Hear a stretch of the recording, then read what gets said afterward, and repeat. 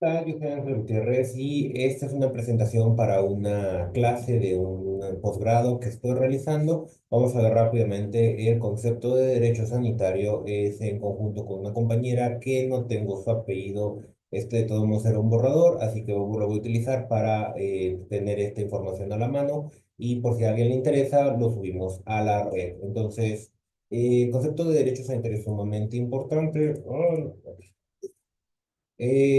Pero vamos a partir de sus antecedentes históricos.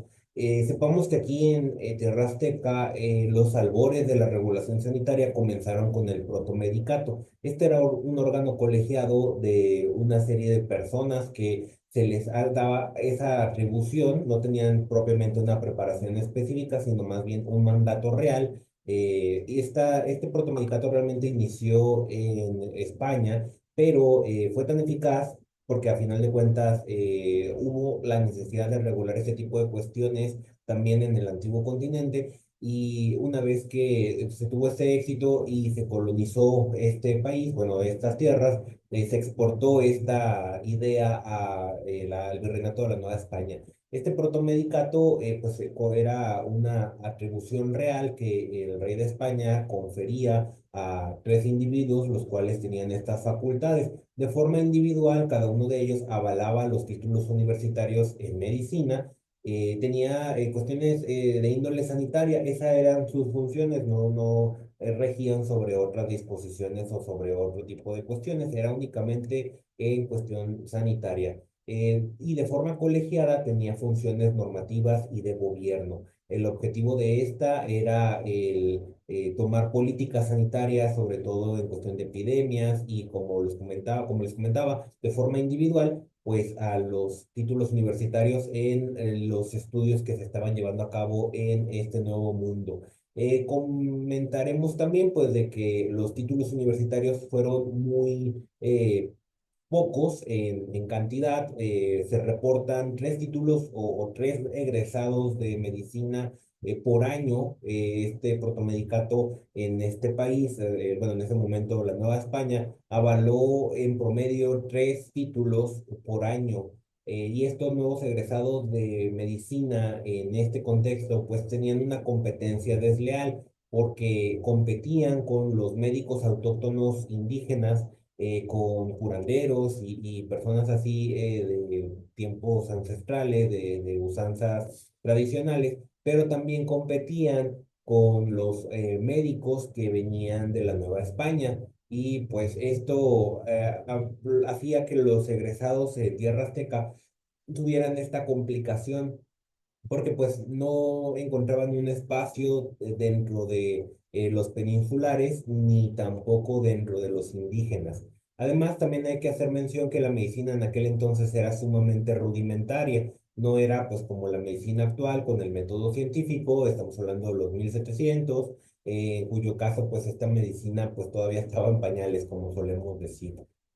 Conforme fue avanzando las épocas históricas, ya después de la independencia tenemos que se instauró el Consejo Superior de Salubridad. Esto fue durante los primeros años de la instauración. Este Consejo Superior de Salubridad pues tenía propiamente funciones de higiene pública y dictaba la política sanitaria. En este caso los médicos ya estaban ganándose un lugar, los nacionales estaban ganándose un lugar, ya propiamente considerados mexicanos, por supuesto, en la población, teniendo más relevancia y siendo más importantes pues para la comunidad, precisamente por este trasfondo que tuvieron, en donde progresivamente la ciencia fue avanzando y la fama pública de estos médicos también fue acrecentándose.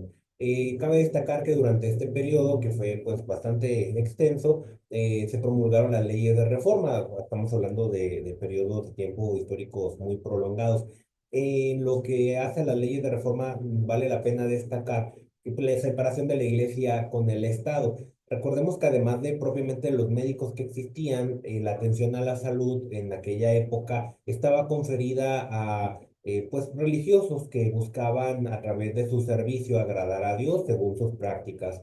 Entonces, los hospitales, si es que se les podía llamar así, verdaderamente eran casas improvisadas en donde se atendían a los enfermos.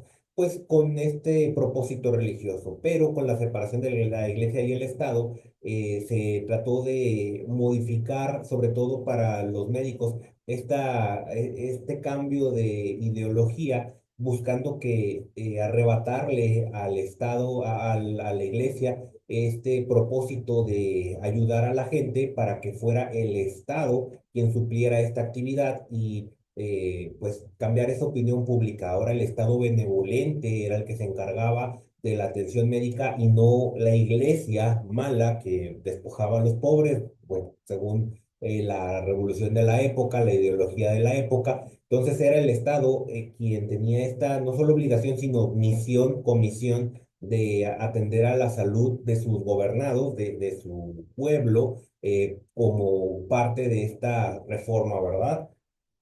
Y así llegamos en su momento a 1917, después de la Revolución Mexicana, donde se instaura formalmente el Consejo de Salubridad General. Este Consejo de Salubridad General fue un mandato constitucional de la Constitución, valga la redundancia, de 1917. En este sentido, este consejo suplía o tomaba las funciones del Consejo Superior que teníamos, que hablamos hace un momento. Este Consejo de Salubridad General se encargaba de campañas de erradicación de plagas, vacunación, higienización urbana y rural, que vaya, es exactamente las mismas facultades que tenían los órganos anteriores. Obviamente que en base a los avances de la época, pues fueron implementándose cuestiones como en este caso la vacunación, pero el objetivo era la salubridad general. Cabe destacar que durante 1917 la propia Constitución facultaba al Consejo de Salubridad General facultades de control y de gestión literalmente absolutas en cuestión de salubridad general, por lo que hubo un periodo que se denominó dictadura sanitaria, en donde los miembros de este Consejo de Salubridad General podían hacer y deshacer con sus indicaciones en materia de salubridad. Es un tema muy interesante, mucho más amplio, pero vale la pena destacar que, por ejemplo, se encontraron algunas incongruencias controversias, mejor dicho, entre los derechos de la población y las facultades que tenía el propio Consejo de Salubridad General.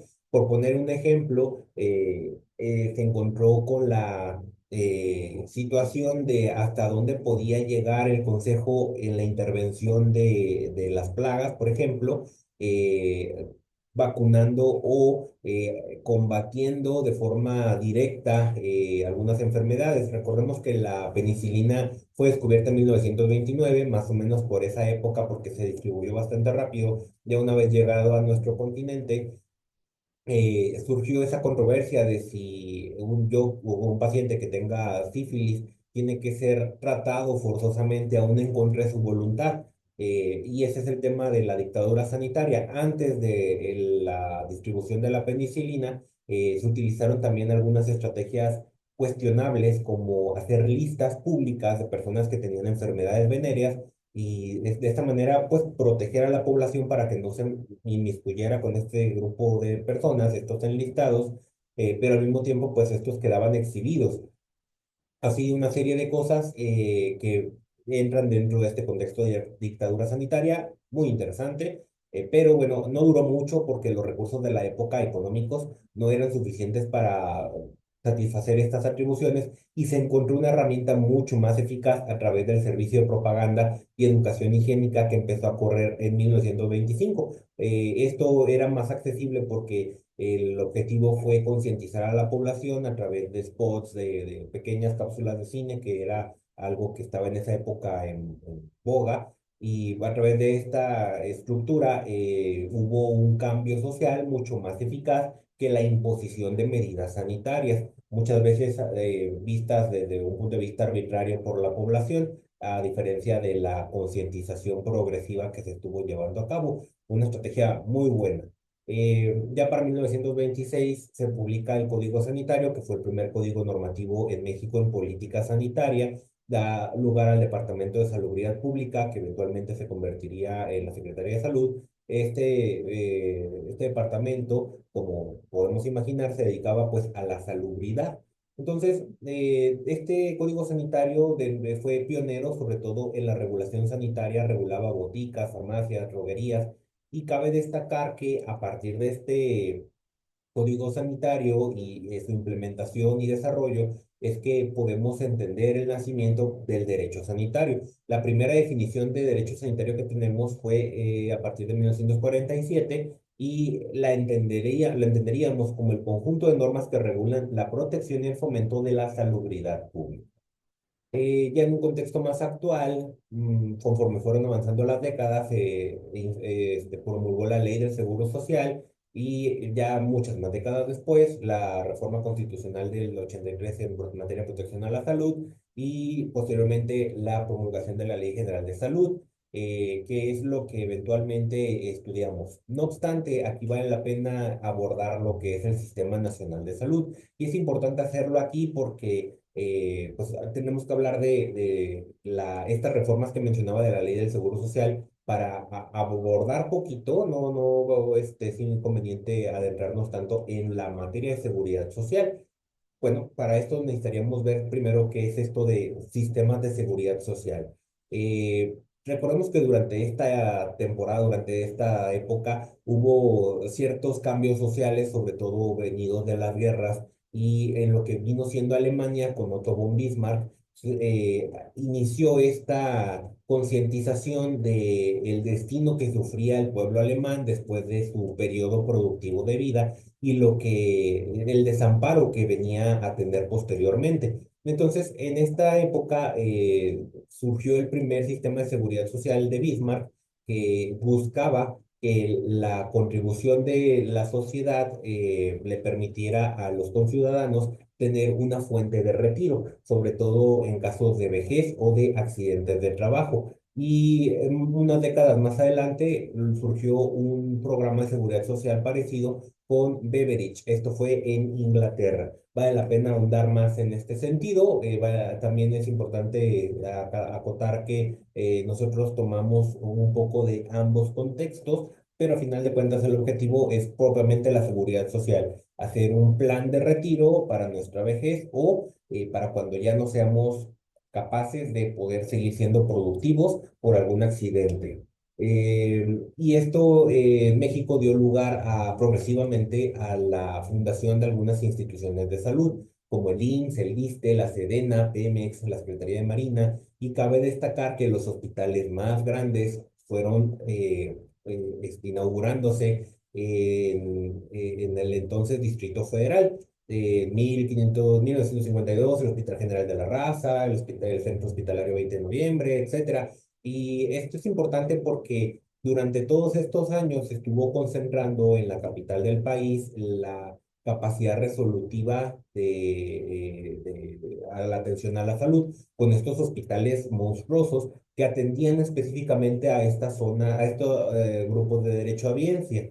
Que bueno, sabemos que el IMSS atiende a personas protegidas por el Seguro Social, el ISSSTE a los trabajadores de gobierno del Estado, a la Sedena y la Semana a los militares y marinos respectivamente, y a los trabajadores de petróleos mexicanos, pues Pemex. Entonces, todos los sectores de la población productivos tenían acceso a un servicio de salud. Y bueno, esto es cuestiones de la Ley General de Salud, cómo se constituye, cosas que probablemente ya sepamos, más comunes y que podemos ver con más calma. Y aquí también funciones del Sistema Nacional de Salud que se puede ver con más facilidad, cómo se distribuyen las competencias. El sistema nacional, como vimos en los artículos anteriores, confluye tanto la federación como las entidades y los propios municipios. Aquí las competencias de la federación, las competencias de las entidades de los estados, las competencias de los municipios y cómo se interregulan, cómo se coordinan entre ellas para las funciones que también ya vimos en los artículos previos, los objetivos principales que se cumplen y empezamos a hablar del concepto de derecho sanitario y sus elementos.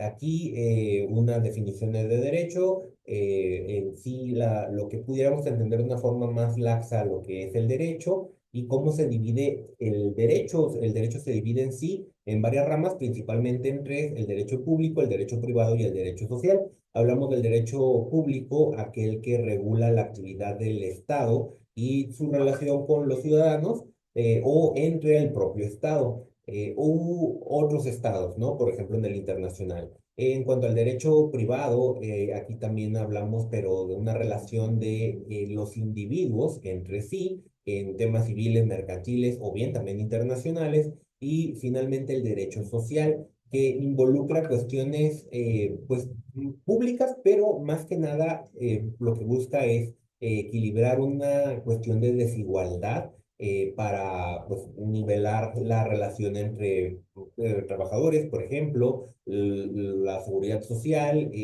o los ejidatarios, para normas protectoras. Y pues bueno, la primera definición que tenemos de derecho sanitario que ya vimos anteriormente, y luego una definición que encontramos con Roberto Manzano. Él es médico, es ortopedista y es abogado. Hizo un libro, tiene varios libros que son interesantes, ya la verdad están un poquito desactualizados, ya no son tan relevantes, pero igual como fundamento están bastante bien. No me acuerdo, aquí de repente tenía unos, pero no sé, uno de derecho sanitario. Tengo este que vamos a hablar a continuación, y nos da otros aspectos del concepto de derecho sanitario. Este es el que les comentaba, que tengo por ahí. Los otros los tengo en la casa, obviamente estoy en el trabajo. Y Lisandro Herrera nos da otra conceptualización, y en otro libro también abordan esta conceptualización. Pero finalmente me doy a la tarea de dar mi propia definición. Esto en un artículo inédito.